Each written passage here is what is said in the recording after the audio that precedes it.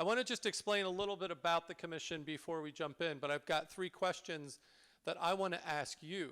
I'm going to see this as a conversation amongst us because I want to take this actually as input for the commission. And that reminds me, I'm actually going to tape this on my, so that I can like summarize this via AI. So I'm not, I've got flip charts there, but my team said, use your AI. Let's see if we can make that work. And so we're also going to have people, make sure people use the mics when we have some back and forth here. But let me just explain what the commission is. So I'm at the Brookings Institution, and we're doing I'm doing a partnership with a colleague there, Brent Orrell, at the American Enterprise Institute. So this is a joint venture between 2 think tanks in DC. We're literally just a couple of doors away from each other. I think both of the think tanks would say that we are evidence-based and that we do analysis, that we are nonpartisan, but I think the world would say Brookings is left of center, AEI is right of center. So we put that together, and we have a lot of political diversity that's part of the commission. But it's a bipartisan commission. It's co-chaired by Heidi Heitkamp and Chris Sununu, as I said.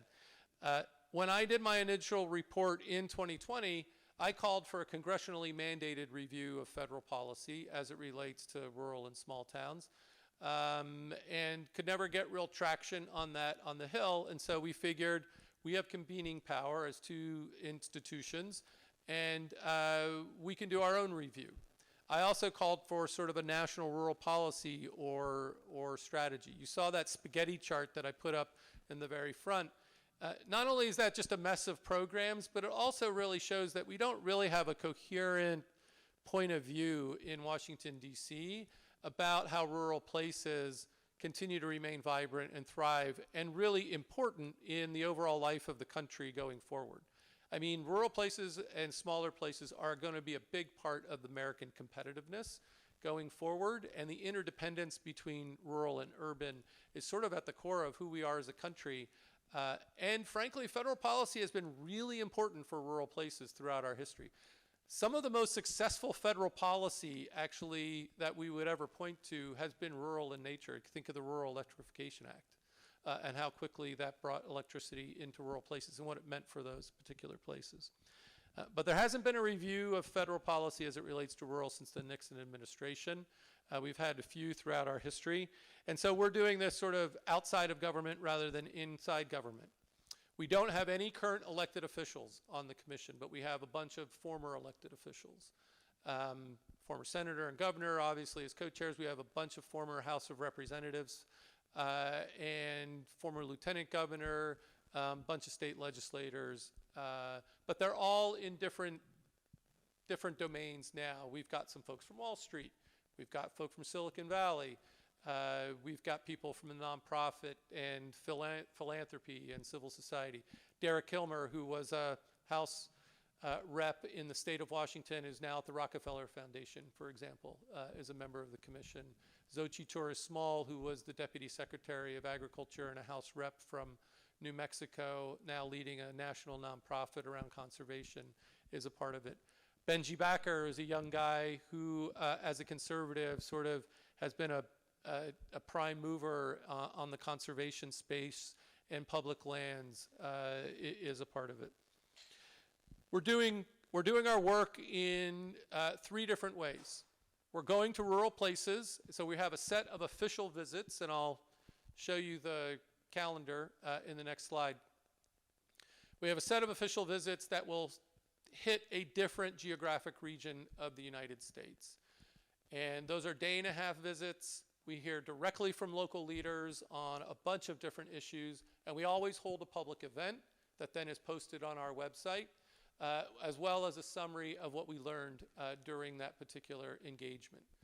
Part of the, and part of the objective there is to enable rural people to be part of this process. We're doing also what think tanks do, where we are holding a set of symposia with experts, many of them academics or policy experts, on a set of issues that we think are really relevant to the future of rural places. So that spans from healthcare and education to artificial intelligence, both what it might mean for the workforce as well as what it might mean for industrial development, data centers, for example, natural resource management, climate change, and what that means for rural places moving forward, and also the relationship between federal, state, and local, and whose role is what. So we've got a research agenda, and every few weeks we're holding virtual symposia, and we're summarizing those as well and posting them on the website. And we're going to and then we're having consultations like this. I travel a lot, so every place I travel, I want to hear from you about sort of what's keeping you up at night and where federal policy specifically is really coming into play in the work that you all are doing. And that's what the conversation that we'll get to here in a minute. We're going to be doing a bunch of writing in between now and then. Like I said, we're synthesizing and summarizing. You can go to our website and you can see summaries of the visits and some of the symposia we've already held. But we'll also be I'm working on a policy brief on data centers in rural right now. We'll track the growth in that and what kind of deals are being cut and how rural places ought to be thinking about that. But our end goal is to produce our findings and a set of recommendations. They will definitely be focused on federal policymakers. We're likely to have some recommendations for state officials. We're likely to have some recommendations for philanthropy, actually, as well. Because it all, in a rural place, all of these things intersect in very significant ways. We're going to publish that in the fall of 2027. It just so happens that that will be when the 28 campaigning really starts to kick up. And so if we do our job right and aim it right, we will try to do our best to really lift up the discourse around policy rather than just politics throughout the campaigning. And with people like Heitkamp and Sununu, who are way above my pay grade on getting on TV and being on TV, our hope would be that we're engaging candidates directly on whatever proposals they're making, forcing them to think about what that's going to mean for small and rural towns across the country. So that's the backdrop of the commission itself. Here is the set of public hearings we've done. We've already done North Dakota. We were on White Earth Nation in October of last year. We were just in the Mississippi Delta about a month ago. We just posted the summary and all of that material on the website. We'll be in Hazard, Kentucky in a couple of weeks. Then we're going to go out to the Olympic Peninsula on the far west, and actually that'll be a coastal community, some communities as well. We're going to do a global engagement. We'll see some of the north of the United Kingdom, but we'll also be at Durham University where we'll hear from other governments on national rural strategies that they've produced and try to implement. Everyone from Ireland to Switzerland to Canada, the UK, Germany, and from a bunch of academics who have looked. And then in the Southwest, we'll likely be in New Mexico, and then we'll bring the group together probably in New Hampshire to figure out what our final product looks like. But like I said, we are also doing a lot of consultations in the midst of that. We'll be in Alaska, we'll be in West Virginia, we'll be in Northern and Southern California. We're going to do our best to cover as much diversity as we can. Here is just sort of the pillars of the research agenda that I mentioned a little bit. It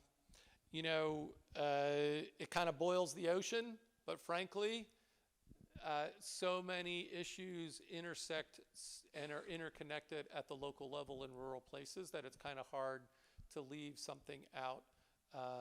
But what we're trying to also understand is how these things are trending for the future and how policy can help create incentives for it to be positive for rural places and mitigate the risks that might come with it as well.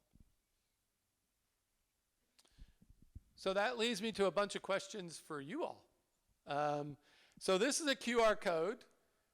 You could actually put this on your phone right now and answer into, I'm told, you can answer into a form right there, and we're going to be collecting this kind of thing in many different kinds of gatherings. But these are the questions that are on my mind that I would love your input on. So first off, when you even think of federal policy, what are the policies that actually are really important for where you are and the work that you're trying to do, that are federal in nature?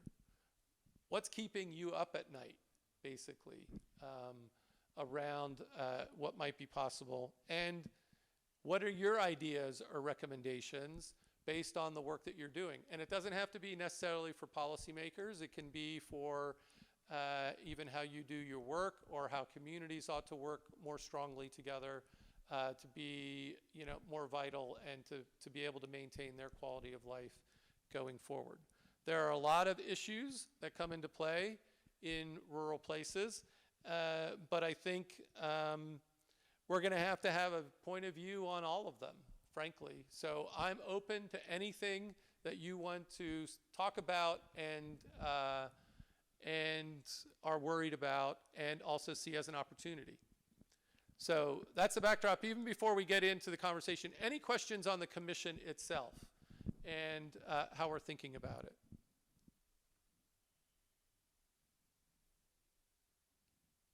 No questions on the commission? All right, and go ahead. And if you can say your name and where you're from, that'd be great.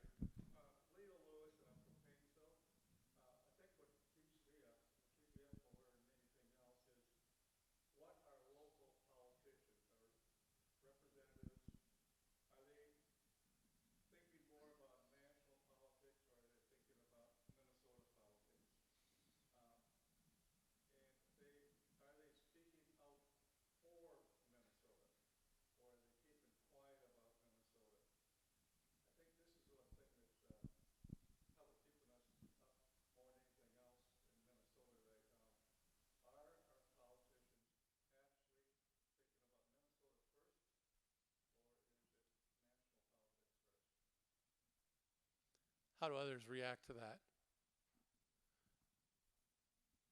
Is that something that you're seeing in your local place as well?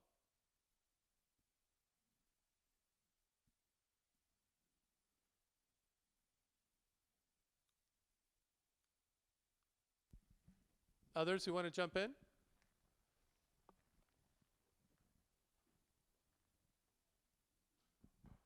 Okay. Come Steve.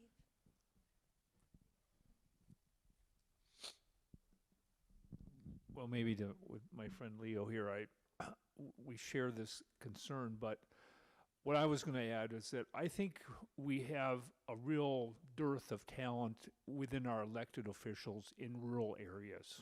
I think that's a systemic issue. Now, whether that's a federal solution or a state solution, I'm not sure. But as I travel around in our own, that is a real. The towns that don't have that are rare. It's a real impediment to progress. So training, development for young people around civic local engagement, I think would be a real wonderful investment. Whether that comes from Washington or St. Paul, I don't know. And are folks doing work around sort of leadership development, youth capacity building, those sorts of things? I'm Emily Crabtree. I'm from the Rock County Community Foundation in Southwest Minnesota. We just finished, a board member of ours just finished a 6-week, once a month series with local young leaders on civic engagement, what happens when our current leaderships graduate out, and how do we get our young people engaged in civic from county, city, school boards, how the world works around you and the decisions that are made.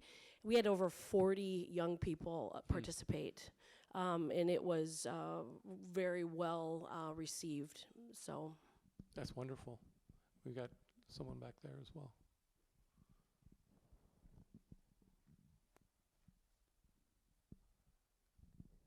Hi, I'm Amanda Quam. I'm from West Central Initiative. I live in beautiful Battle Lake, Minnesota.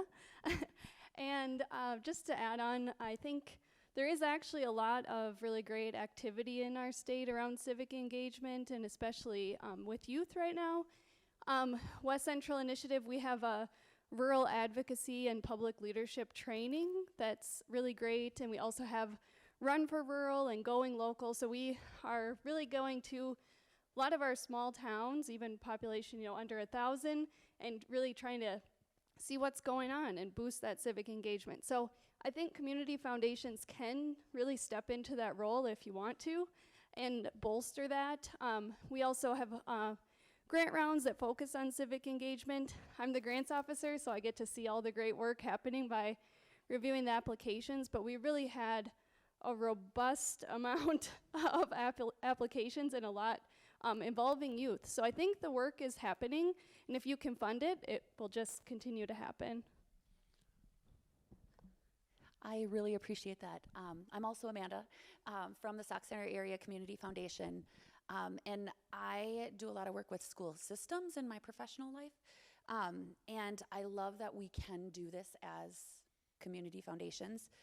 My question is thinking about the connection of differentiated policy for rural school districts, because capacity in for our rural school leaders and our teachers is so thin that systematically supporting this in schools is really tricky. Thinking about bandwidth of teachers, contract time, a lot of things that are in legislation for teachers in schools to do are really, really difficult to implement in our small rural districts. So I think about, yes, in community foundations we are uniquely positioned to be able to fund and connect. But when I think about rural policy, I think there's a lot that we really are doing our best but struggle to bridge in our rural communities, in education systems, and everybody is trying really hard to support our youth. But everybody is wearing many, many hats. So just to quickly react to a few themes that you all have put on the table, and how it's also being experienced through the work that the Commission's already been doing. So local leadership and the quality of local leadership and the breadth of local leadership and the inventiveness of local leadership is just fundamental, and we're hearing it everywhere that we go. And places that are doing well, either by hook or by crook, or by people who have come back, or in some way they've been able to create sort of, at least for the moment, a pipeline of local leadership that is really supporting their particular places. That's one. Secondly, capacity constraints are real, right? Every place has capacity, and yet access to, whether it's capital or expertise, to be able to develop the kinds of projects that might need to happen. So there's limited bandwidth. I hate the term capacity because it feels like people don't know how to deal with stuff. But there's actually just a lot of people who are doing a small group of people who are doing a lot of different things, and so have very limited time to be able to do something more. Depopulation, especially from youth leaving, is a big concern, right? And so bringing youth and talent retention, and having youth seem as if they're reflected in the life of the community. And in fact, we've heard already about some efforts going on with community foundations here. And then there's, we've heard about, different kinds of programs happening elsewhere as well. I think the question around, is that a federal role? Is there a role for federal government to play in all of that, is actually a really important question. Because it is fundamental. We're hearing this everywhere that we go, right? The issues that y'all just put on the table are issues everywhere. And so I would love for the next, 5 minutes, y'all are at tables, y'all have at least one, or if you don't have somebody with you, But I would be interested in you having a 5-minute conversation saying, what can the federal government be doing around sort of leadership development, investment in leadership at the local level, investment in capacity at the local level, and talent attraction and retention at the local level as it relates to youth. Are you game for that? Because those are issues that we're hearing everywhere. And you all have some experience in doing this as well. So you might have your own, but put a federal hat on. I have my own ideas, and I can pitch them to you after we have this conversation. But I also want to hear your ideas. But you know, is there a particular federal role to be played in those three things? So investment in local leadership and leadership development, capacity and partnerships in capacity and developing that capacity, and then sort of depopulation, youth attraction and retention. Now there are cards at your table. If you want to write on them, that's great. If not, you know, just having a conversation for the next 5 to 10 minutes would be great. Sound good? Everybody on board with this? All right.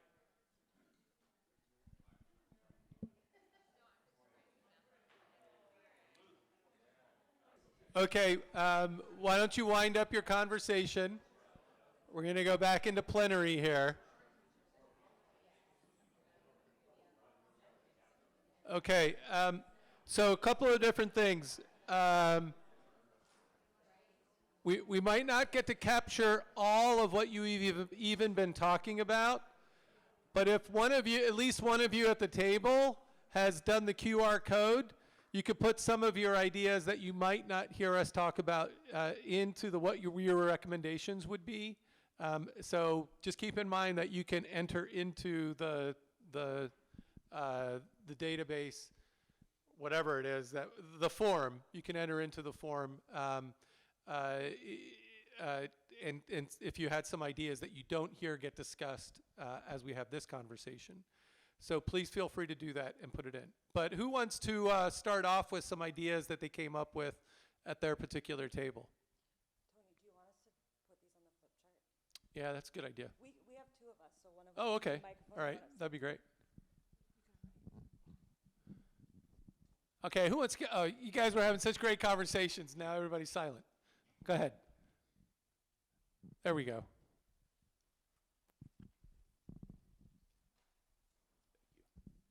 I'm Gerald Corfett with the Painesville Area Community Foundation, and what we spoke about at our table, federal dollars would be great if this is going to be a federal thing.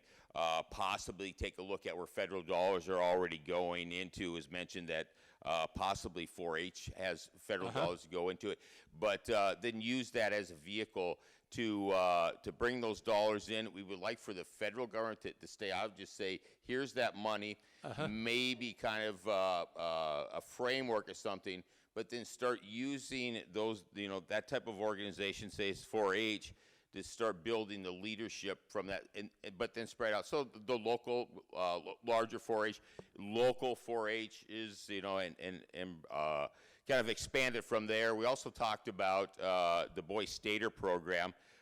We have a young girl stater here that had gone to that, but use that also as that vehicle and I know that goes through the American Legion, but use that as a vehicle to and increase the size of it. I know in Minnesota this year there's only 300 slots for the boys. I'm not sure about the girls, but see if that could be increased, because you start getting that understanding of a local, a small government, a county government going into some type of state government, and how all of that works. But it started exposing them through those types of leadership things. So great. So using existing networks, 4-H, Yes. which is also, already, that's connected to land-grant universities and extension, and it's actually sort of part of, it's got relationships to the federal footprint, let's put it that way. Right, yeah. American Legion. So use those flexible dollars is what I'm hearing. Right, yes, yep. Don't try to do top down, but give the resources to local. Right. Is also what I'm hearing. I guess what I could also, what I would add to that maybe is not necessarily for agricultural programming or anything like that, but like investment, engagement in civic leadership, right? Getting young people down to City Hall, having them work on projects at City Hall, county government, or, whatever kind of collaborations that might be happening locally as well. Absolutely, and it's something that needs to be strongly focused through the school, and have that understanding of what types of curriculum are taught, and build off of those. So yeah, absolutely. So, That's great. yeah. All right, good start. What do we got next? Who else? What kind of ideas were you talking about at your table?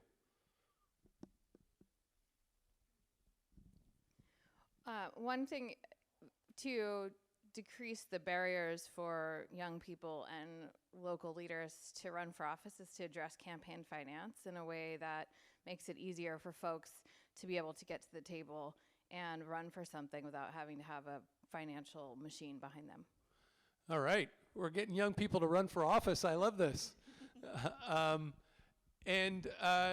say that sort of a little glibly, but frankly, I think that's really important. I mean, I guess one, I'll put it out there as a rhetorical question. We don't need to answer this, but I do see communities where there's sort of an old guard of leadership, and the young folks actually don't see themselves as a part of that, or being able to, they don't see entry points into that. And so I think being intentional about that, and again, could come back to efforts that we were even talking about with 4-H, American Legion, otherwise, to be able to, because peer support's a part of that as well. So if you've got a cohort of peers that are doing it, you might be more likely to feel comfortable doing that as well.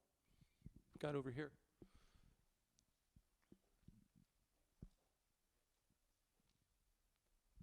We were discussing that as a barrier at our table about the differences between how generational gaps in communication, and how when you're trying to bring young people on, and historically you've had leadership in your community that's been on for years and years and years, and the inability for them to cross-appreciate their vision, their communication style, their ability for meeting styles, and it quickly chases young people away.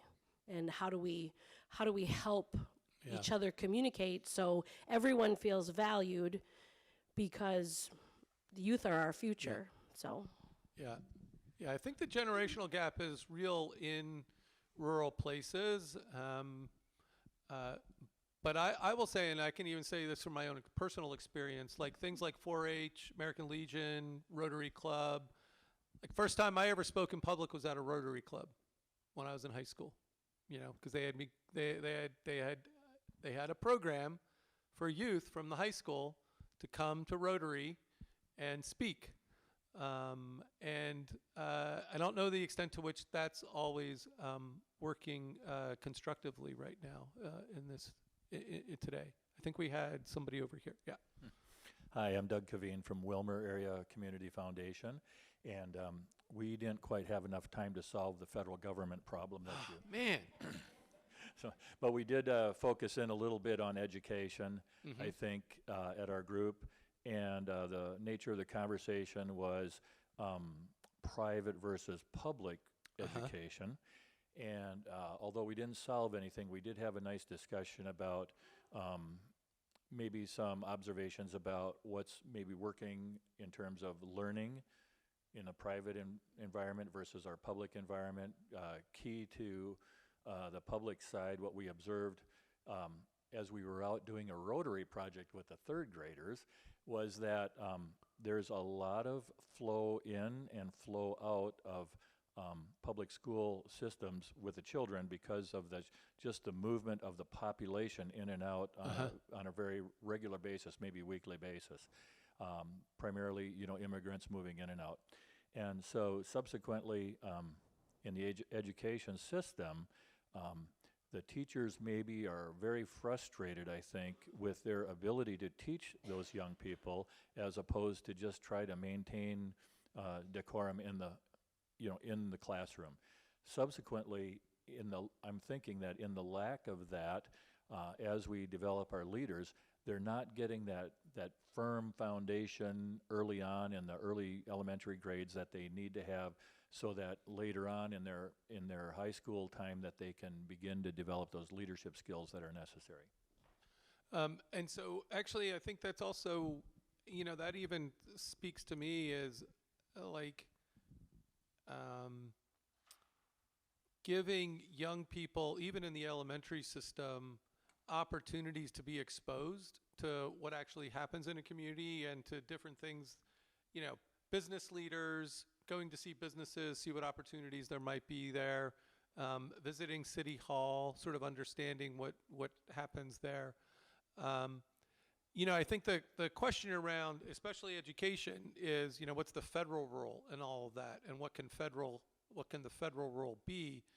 I think there might be supplemental resources potentially, but I think the federal role is going to want it to be locally controlled, locally led. But one thing that I would add to some of the ideas even put out here is the federal government has a huge bully pulpit in some way, right?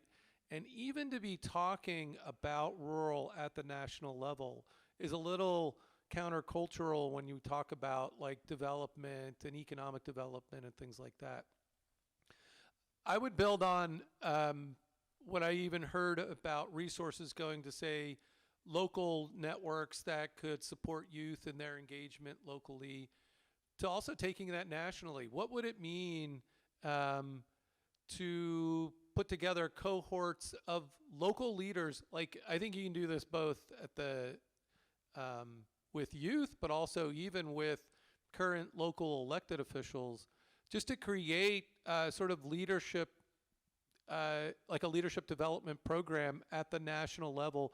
Bring in great leaders from rural communities all across the country, so that they're sort of seen as a cohort of, here's where things are working really well, steal from them what they're doing, and then look for ways to propagate that down to lots and lots more rural places.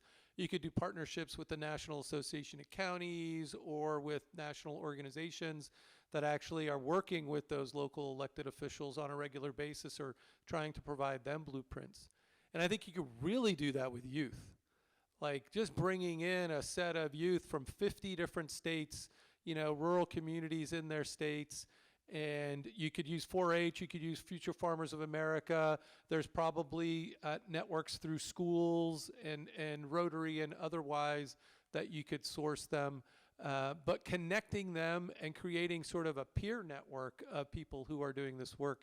And I could envision sort of partnerships with local community foundations or otherwise who might be doing those particular projects at the local level, feeding all into this so that you sort of create more of a national movement rather than have it be bespoke place by place by place by place. Does that sound like, am I crazy, or does that sound like something that, it probably wouldn't be a lot of money, frankly. It'd be more, using the political capital and the communications oomph that the federal government could provide as much as anything else. And I can imagine hooking them up with university leaders and business leaders and people at the national level in a way and exposing those networks in a way that are much different than what happens right now. Because I feel like we've got a lot of independent efforts that are happening in local communities, but there's no way that we're tying those up into something that's much more at an aggregate level, and creating more, just sort of more momentum and a higher profile at the national level. Leo. We've had a major issue in Minnesota since the first of the year with immigration. Mm-hmm.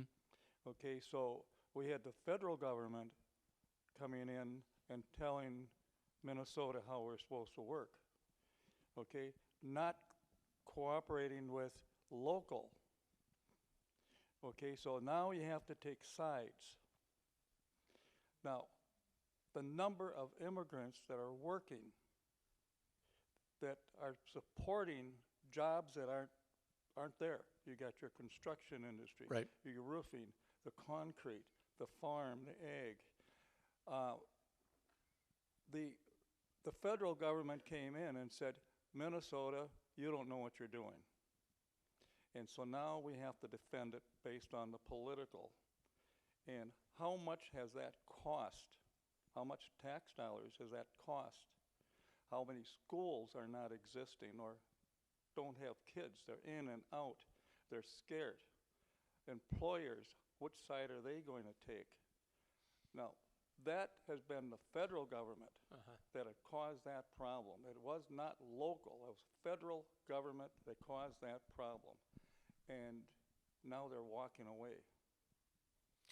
So that is a great issue that we are actually, as a commission, I think, going to have some point of view on. And there are two different things I heard in your comments. One is policy on immigration writ large.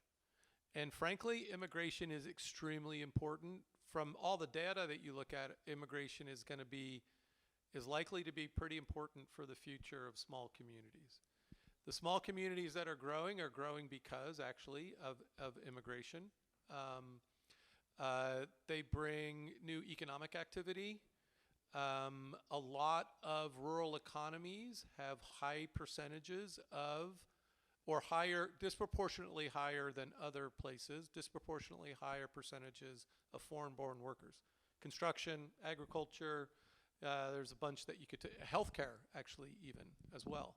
A lot more foreign-born healthcare workers in rural places than in other size places as well.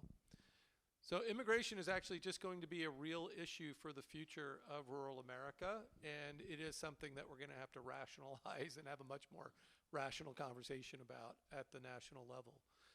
But I also heard local control.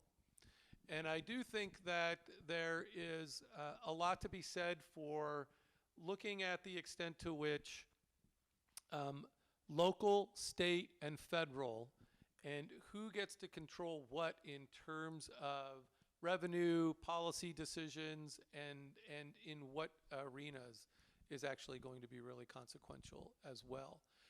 I am not an expert on this, but looking at what we've looked at, local governments are being asked to do a lot in terms of service delivery right now. And it seems that portfolio seems to continue to grow and grow and grow, but in some respects it's an unfunded mandate, right? They don't have their own tax revenue to be able to meet all those demands. State budgets have cut back and federal budgets are just swinging wildly all over the place, and so it's hard to get a beat on. And so I think capacitating local governments and local control, and we're hearing a lot from that when we go and we do these consultations, and capacitating that is going to be really important. This is Gerald again from PACF, Paynesville. I'm on the school board, and about a year and a half ago, myself and the chair of the board were asked by two of the students to meet with them. And I have to apologize, I do not remember the name of this organization. But what it does is it takes school students that fall within voting districts within the districts of the state to kind of be that representative.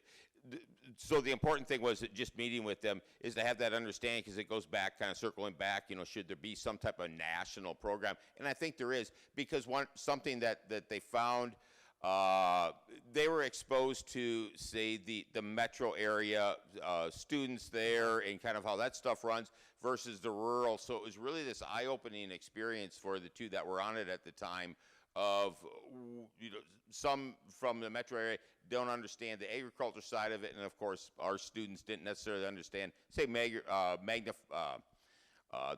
manufacturing base or some type of supply base in the way they looked at things there. So yeah, that's helpful.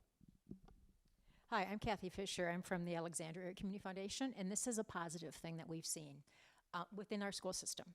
There's something called DECA, which is a business economic based classes that they have, And what they've done in Alexandria is they partner different groups of students with businesses, nonprofits, and then they give a presentation. There's money that's given, scholarship money from different businesses in town, and that really gets the students involved in the local community, also understanding how some of the local communities work, nonprofits, the businesses, what can we do for the community. And I really do believe that is keeping some kids engaged after they leave, and maybe they'll come back. And I don't even know what DECA stands for. My kids are way past school age. But we see it in the paper. It's very well recognized in our community, and it's a large group of students. I don't know how many we have, hundreds probably that are involved. And they work together as groups as well to solve some of the problems that they're seeing that they could benefit some group or whatever in Alexandria. So I do think that I think there are really innovative programs happening in places, and I think there's a role, and maybe it's a particular federal agency, or there's a role to be played in sort of uplifting those different kinds of innovations and how they can be applied elsewhere. I mentioned that we're going to Hazard, Kentucky. I was in Hazard, Kentucky for the podcast. That town, because their mayor is a former high school principal and one of their town councilmen is an assistant principal, they created an effort for the summer called Civic Fellowships, for example, where they are having current college students, and some of them are high school students as well, actually work at the city government for the summer.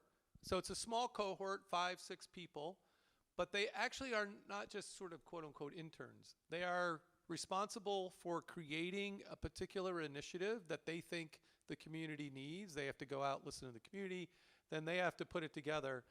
And the amount of kinship that it has created with these folks who are in college and generally might have been thinking to go elsewhere after college, but want to be back in their community actually working on behalf of their particular place is significant. And I think there's a lot of these things that are sort of happening as one-offs, not one-offs, but they're happening in their particular place, but actually lifting them up and showing how they can be applied in a larger, much more at scale, I think is interesting.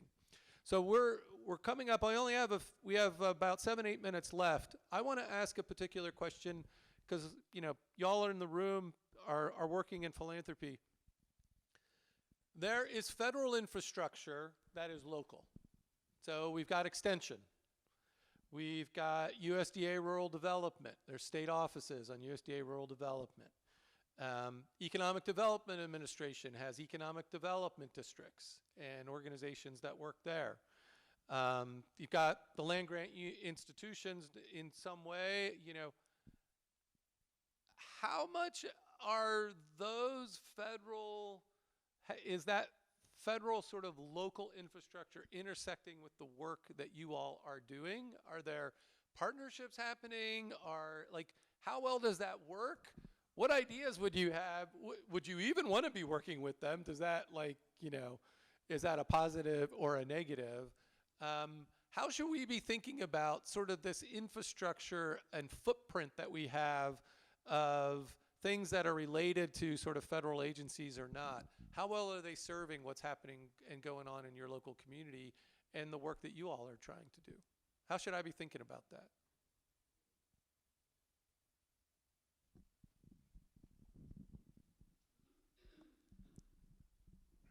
Just one small example, and this is not related to philanthropy, but I'm sorry, I'm Todd Zowen. I'm with the Central Minnesota Community Foundation.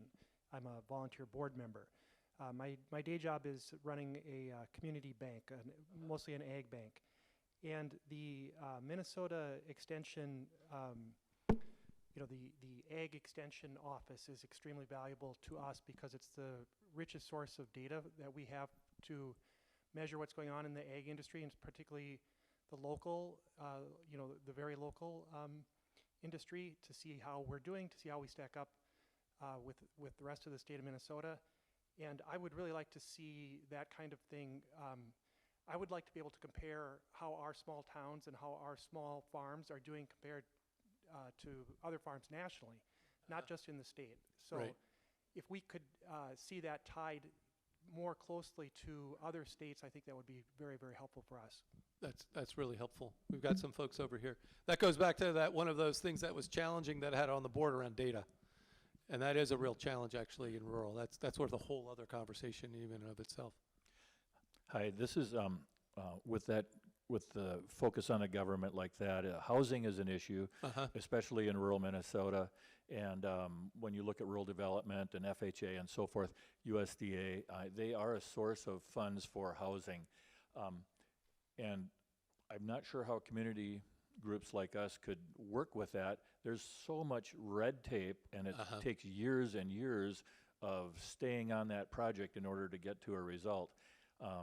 But I think that there could be a role just in helping direct them or as a referral source or whatever, if we could reduce some of that red tape and put the housing in place, which does actually solve many, many problems. Rural Housing Service is the biggest part of USDA rural development. Not many folks realize that. That's really helpful feedback on streamlining and the red tape. We hear that a lot. Becky Adams, I work at the Blind Foundation. I am leading up the community building side, and so community building, I like to call it the people side of what people are doing.